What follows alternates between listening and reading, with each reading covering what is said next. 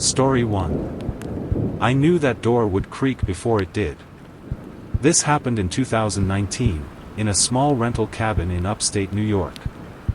The man's name was Travis. 32. He was a freelance editor, quiet, rational, not the type to believe in ghosts or glitches in reality. But he was tired. Burnt out.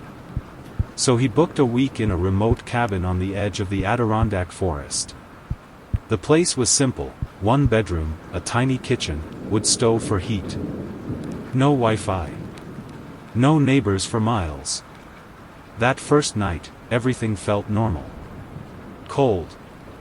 Quiet. Peaceful. But then, the moment started. Travis walked into the kitchen to grab a glass of water, and as he reached for the cabinet, he suddenly froze. He felt it first, a sensation in his chest, like falling. And then came the realization. I've done this before. The feeling was so strong, so precise, that he whispered out loud. The glass is on the second shelf, behind the chipped mug. And when he opened it, it was exactly as he had remembered. He laughed it off. Told himself it was just a strong memory from the pictures online. But the next moment made that impossible. As he walked back into the living room, he suddenly knew. That door will creak. Right now. And it did. Same pitch. Same timing. Then came the worst part. He got up from the couch, confused and unsettled. Walked toward the bedroom. And before he touched the knob, the thought crashed into his mind. Something's behind this door. Don't open it. He hesitated. Backed away. Then he laughed again. I'm being ridiculous. He swung the door open, nothing. Just his suitcase on the bed. But when he went to sleep, the dream he had was exactly what he experienced the next morning. Waking up to footsteps in the hallway. The kettle already whistling. The bedroom door slowly creaking open. And when it happened, step for step, the next day, he ran. He left the cabin 2 days early. The owner asked why in a follow-up email. All Travis could say was, something there already knew what I was going to do. Or maybe I had done it before. To this day, he can't explain it. But he still has the text message he sent himself at 3:12 a.m. that first night. Just 4 words. It's happening again already. Story 2. The photo was already on my phone. This happened in 2022 to a college student named Emmy in Boulder, Colorado. She had just moved into a new off-campus apartment, old building, creaky floors, weird smell in the hallway. Her roommate was away for the week, so Emmy was alone. She spent the first 2 nights binging horror movies and decorating her room. On the 3rd night, something strange happened. She was hanging a string of lights above her bed when her phone vibrated. It was a photo notification.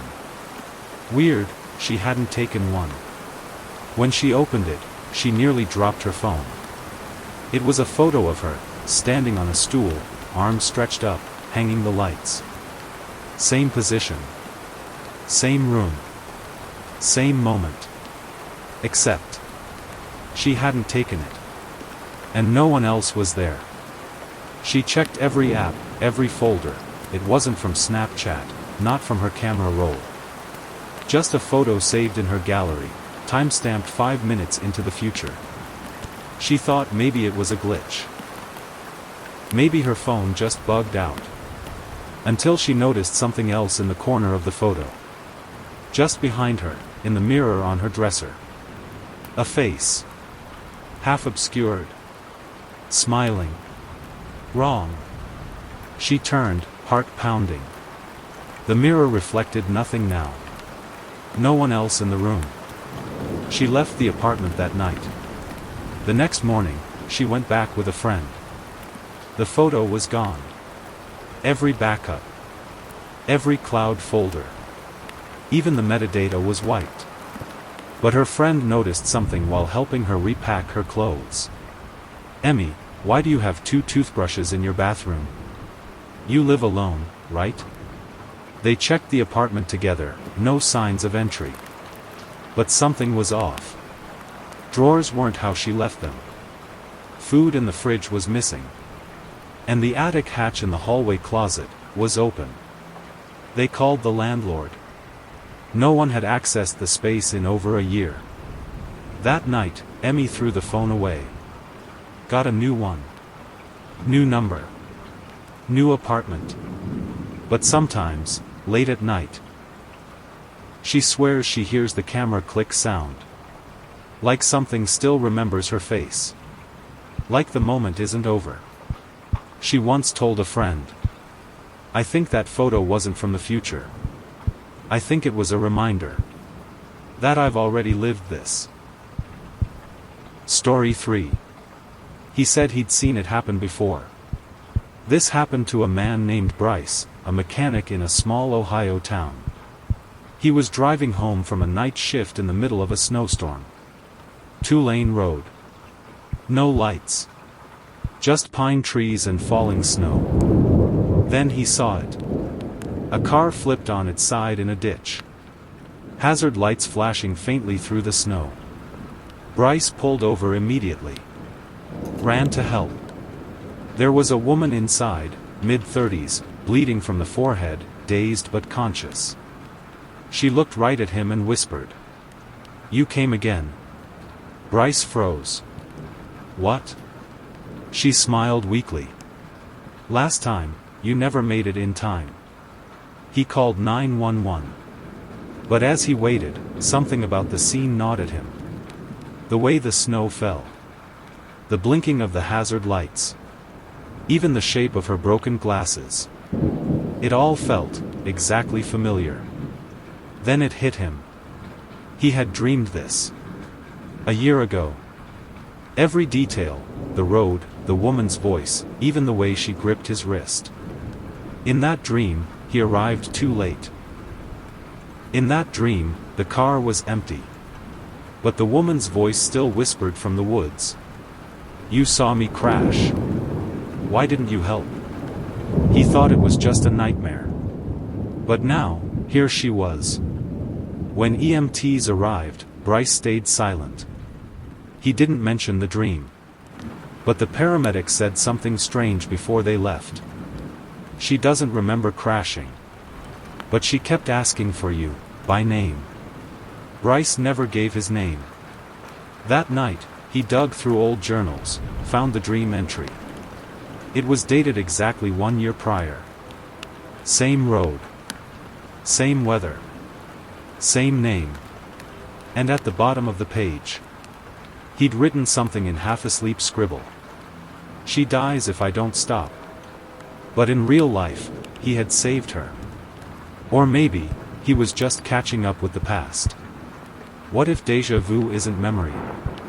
What if it's guilt, returning, until you get it right? Story 4. The photos changed.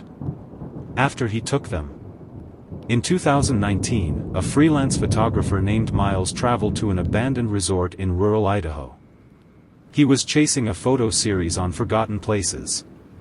The hotel had been shut down since the 80s. Rotten floors. Wallpaper peeling. A grand ballroom filled with broken chandeliers and frozen silence. He took photos all day, wide angles, shadows, dust motes glowing in the light. Then he got to the 4th floor. Room 402 was slightly open. He stepped in, took one photo, then felt something wrong behind him. A cold pressure, like breath on his neck. He turned, no one. But when he looked back at the photo he'd just taken, there was someone in it. A man. Standing in the mirror. Wearing old bellhop clothes. Face blurry, but the posture, staring straight at Miles. He deleted the photo, thinking maybe it was a reflection. But when he took another, same thing. The mirror was empty when he looked at it with his eyes. But always full of someone when captured through the lens. He tried filming video, nothing appeared. Only photos. Only when he wasn't looking. That night, he checked into a nearby motel. Reviewed the entire roll of pictures. There were other anomalies he hadn't noticed. A face peering from behind a cracked door on the second floor. A shadow hand pressed against the ballroom window, 5 floors up. And worst of all, one image of himself. Not a selfie, but a photo taken from behind. As if someone had been standing inches away, breathing over his shoulder, camera in hand. He never took that picture. He called a friend to share what happened, but when he tried to upload the images, they corrupted. Except one. The final photo remained untouched. Room 402. The bellhop. Now closer to the lens. And this time, he was smiling.